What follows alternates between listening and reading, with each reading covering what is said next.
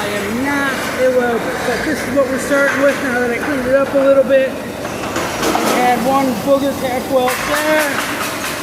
On one side, putting some right there. And you can see that whole tack weld on this side. Maybe let me... Yeah, see that? Yeah. And then we come over to this side and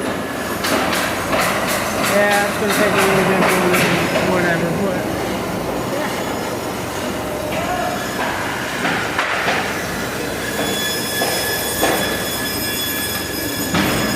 Got my nice clamps going, got the forklift pushing.